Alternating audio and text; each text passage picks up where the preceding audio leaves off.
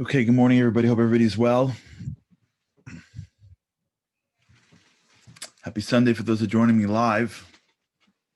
For those that are joining another day, thanks so much for being here. If you're here for the first time, it's great to have you. If you came and gone and you're back again, we'd love to see you again. Thanks for being here. Happy Hanukkah. Today's day 3. The miracles continue. Hanukkah is going to get peppered into what we talk about because it's just all around us.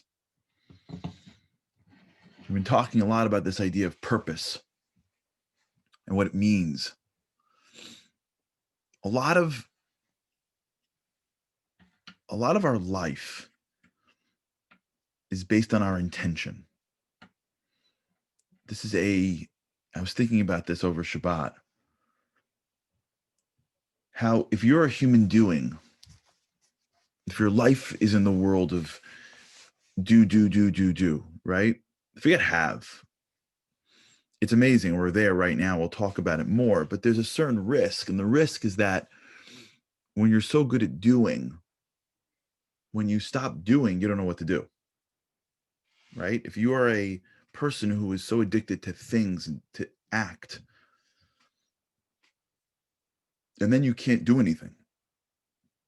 You're sitting in traffic. You're online somewhere, right? You're at a TSA line. I don't even know. I haven't flown in so long, but I'm sure there's still TSA lines. And like, what are you going to do? You're standing there. Like, you can't pull out a book, they're about to call you, that whole drill. Or you go to like something like Shabbat, which is why some people are just, they can't go through it. There are people that just can't do Shabbat. Not because they can't do it, religiously. They just can't do it. Because they don't know how to not do every single second. So I know people that go into Shabbat and they like sleep through most of it.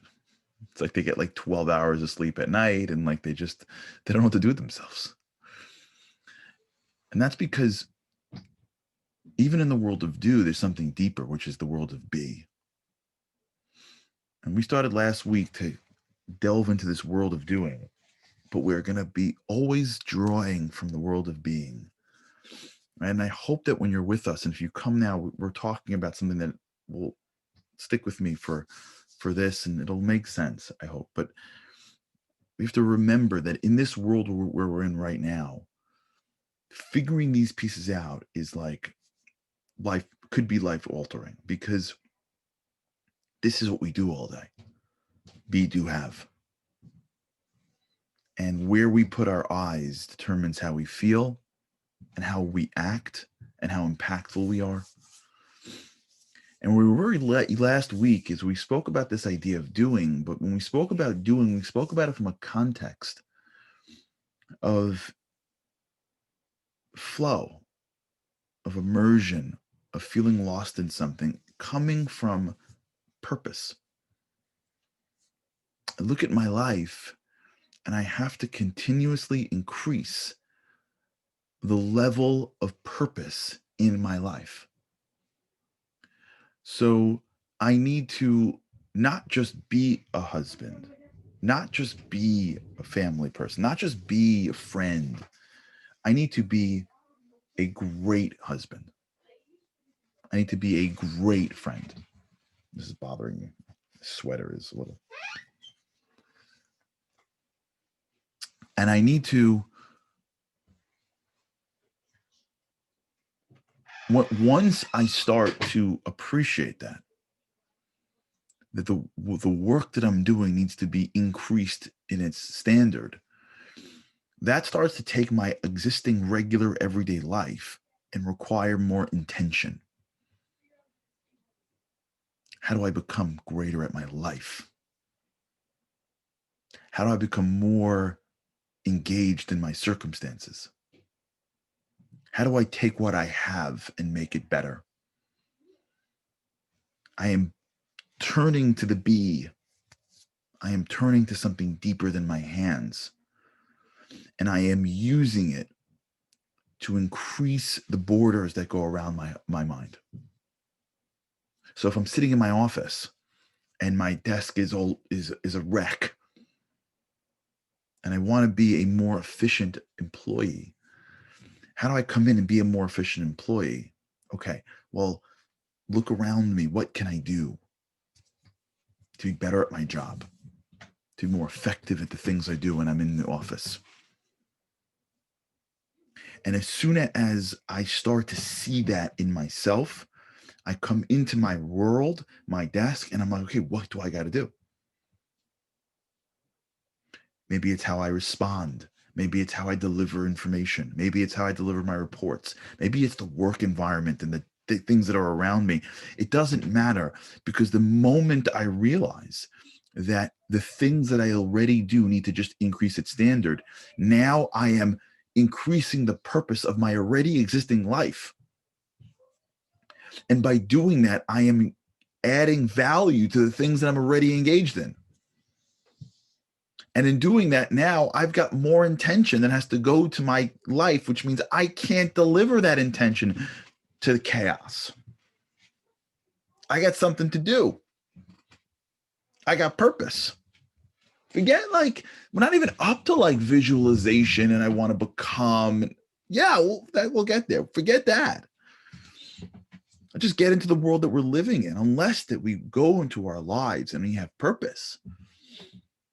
And I have a desire to be excellent at my life. I have a life. Even if my whole life isn't doing nothing, it's still a life. I have time. I was talking to someone the other day who just, thank God, made an exit. He had a company, some major conglomerate was looking for stuff. They bought out his company at a large multiple, and basically he has got nothing to do and not a lot of money and a lot of money to spend. So, the first week it's like celebrations, blah, blah, blah. Everybody wants to be the guy, you know that though. Second week, all his friends that weren't friends become friends. You know that whole story, all the buddies that like forgot to be buddies are now buddies once he because the sale of his company hit the papers, you know. And then like after a while, like, he just settles into his life. And now he's bored. Like, for a guy like that who's so and so many years he's bored. I was explaining to him that you have time. Be excellent at your time. Pick something that you could do and get lost in the projects. Pick wisdom that you can delve into and own. Pick a project. Pick things. Don't allow time to run by you where it's just your days are just disparate and they're just all over the place. This is why Sundays drive Americans crazy. They drive Americans nuts. For those who are tuning in from Israel, I see Daniel's on. For those who are tuning in from Israel, you don't have this problem because your day off is Friday, and Friday is Erev Shabbat, so it's always a busy day. But for Americans, when you go through Saturday, whether you're observant, Jewish, not, doesn't matter. Once you hit Sunday, you're like, what am I going to do all day? People go crazy on Sundays. Until that's why the National Football League is so popular. I tell people all the time, like, Sundays are the best days of the week. You can do whatever you want, but just be productive. But you're not going to get to that level of productivity if you don't have purpose. This is where people trip up. They're wondering why they're not more productive, thinking that it's an issue of doing. It's not doing, it's being. This is where we're going to take our eyes and look towards the be. What do I want to be? So you look at your life and go, okay, I don't have to like be something I'm not. I have things in my life. I've got roles that I'm already playing. I've got responsibilities that I'm already doing. I have to now take those things and increase the standard. I want to be a better friend. I want to be a better what? And you have to allow that desire to permeate. This is what, in many ways, like, when you're off alone and like you're in an airport, if we do those anymore, or you're in a car or you're on a bus or wherever you are, where you have a minute to not be bombarded with information. Those are some of the greatest moments. And we're so scared of them that, like, if you're in a car, we're like, as we're driving, texting or searching for podcasts, because God forbid if we're driving and there's like 8 minutes of silence, we'll go out of our mind. What can I do? Who can I call? What can I do? Who can I call? You wake up in the morning, if you can get a cup of coffee that's quiet. And we forget that these are the times where there's something that's activity called thinking. And the thinking is not like, oh, it's just, lost. Thinking is like intentional. What do I want to be? And we allow a moment to build up a desire for something. I want to be a great person. You see or you hear something. You come out of a funeral, God forbid, and you hear about the impact that this person had on a community. And we don't, on the way home, we already forget, but like to really let that build up. I want to have an impact on my community. I want to change something. I want to have an impact. You hear a story of a spouse that was dedicated. I want to be dedicated. So if we don't take time to allow the thoughts of purpose to build into our minds, then when we hit an action and the action gets hard, we have nothing to rely on.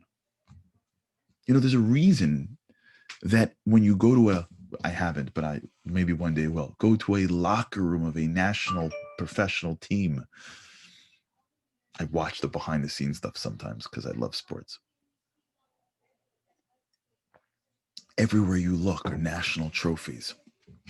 Everywhere you look are champions raising their hands, historical figures in the football team. Everywhere you look in any professional world are images and pictures of success. Everything they talk about is the Lombardi Trophy, winning the Super Bowl. Everywhere you go on a national football team is winning the Super Bowl. Do you know why? Because they want to implant the desire for greatness in everything. And that will subconsciously raise the level of working out and raise the level of preparation and raise the level of activity naturally. We failed many times because our hands are not the key here. Our hands are just soldiers to our brain. And when our brain looks down to our B and says, I want to be great, and holds that for a minute and breathes it in a little bit and thinks about what that is, the whole game changes. Think about, have you ever once walked into your office, ever, and on the way into the office said, this is going to be a great day. I want to have excellence in my activity today. I want to be excellent today. And think about it in the car ride. I want to be excellent. Think about 15 minutes investment. You're going to be working for 8 hours that day, 6 hours that day, whatever it is, 6 hours. You can leverage the 6-hour investment of your life by 15 minutes of thinking about what it feels like to be awesome. I'm going to be great today. I'm going to work hard. This person's going to walk in, but I'm not going to get thrown.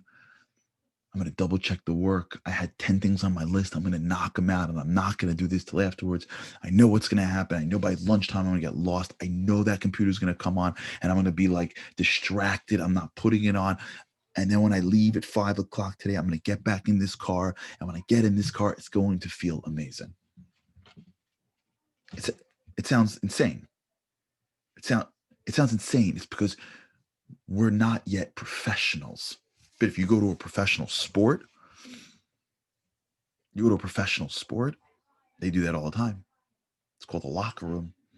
You walk in, they're like, we're going to win today. It's going to be amazing today. We're going to play great. They come out, they're pumping each other up. They play the game. They come back, they recap. I got to tell you, I know companies like this. I know companies like this, startup companies that are taking on industries. This is how they do it. Now with COVID, it's harder, but like this is how they did it back in the old days. They got together every morning, cup of coffee. They sat around their cubicles. Guy got up, talked about a couple of things. Everybody came out stronger. They had this is how they do it. They got their minds right. I know people that do this with prayer. I don't know if those who pray in with a minyan, with a quorum of men, it's a long process. It's hard for many people. Guys come in, they walk into the synagogue every morning, and they have. I know guys like this.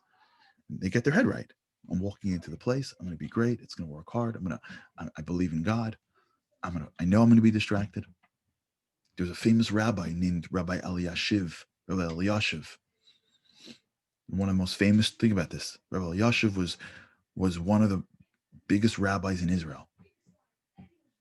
He was called in Hebrew, it's called a Gadol Hador, a Gadol Hador, the greatest man of the generation. He was once walking with his student, and his student walked him into his home, his apartment in Israel, in Jerusalem. This is one of the greatest stories. And as he walks into the apartment, he stops. Before he knocks on the door, opens the door of his own apartment. Now, the rabbi at this time is probably in his 80s. I'm sure he's been married 50 plus years at this point, maybe more. And as he walks in, he had a long coat. He fixes his coat, brushes it off, takes off his black hat. He was the rabbi, brushes the black, fixes his hat. And the man, the student is talking to the rabbi, and he's like not even paying attention. He composes himself, and then he opens the door, greets his wife. They sit down. How's your day? Da, da, da, da, da.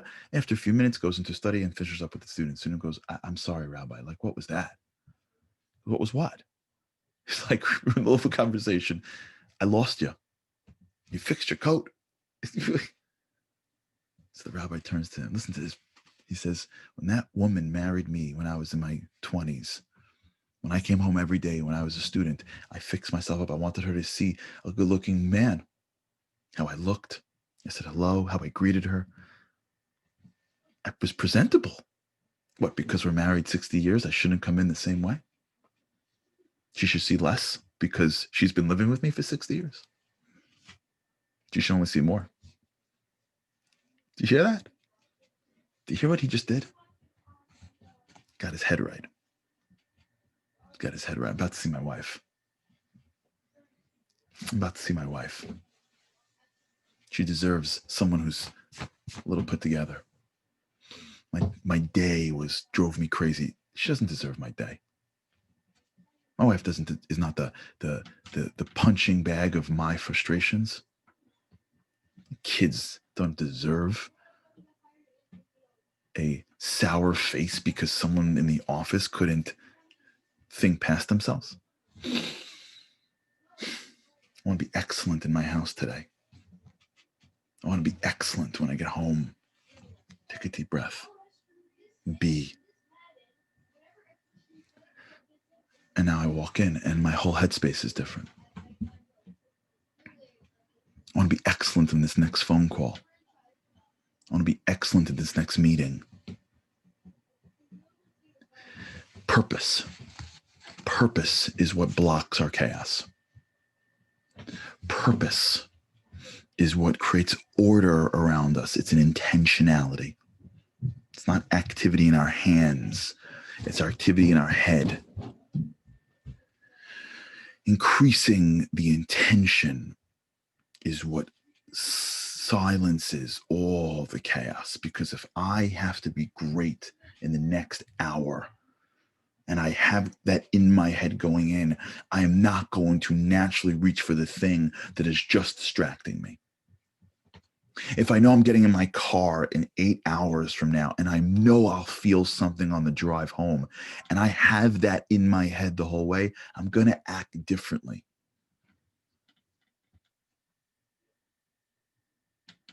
I don't need to lose something to appreciate something. That's what happens when we lose something or when we're about to lose something. We start to increase our intentionality to the value of the thing itself. When something is lost, now we look at it and go, wow, it's so valuable. We don't need that. We shouldn't need to have a life where in order to value something, I have to lose it for a little bit or for good. I just have to focus on it while I have it. Losing things makes me focus on it because I feel the loss. But why can I focus on it when I have it? Because if I focus on it and I focus on my ability to be the great at it, it'll create a purpose in my mind. And that purpose will create intentionality. And that intentionality will start to block out the chaos. And when I block out the chaos around me, I've got more attention to give to the thing in front of me. And when I got more attention, I could be better at it, which will only make me feel better, which will only make me increase my intentionality. And upward staircase I walk until I've reached the top. Okay, we'll continue. Think about this on a Sunday for those that are here live. Sunday is the day of chaos. Chaos. If you've got kids at home, they're like looking up, like, what are we doing? This is the time in many ways of chaos. End of the year, long vacations. But this also can be a time of real excellence. We can pick up on things that we never did before. We can be excellent in the stuff that we are too busy for. But it all begins with our minds, and it all begins with our desire to increase our excellence in the life that we already have. All right. Have an awesome day. With God's help, I can't wait to see you again tomorrow.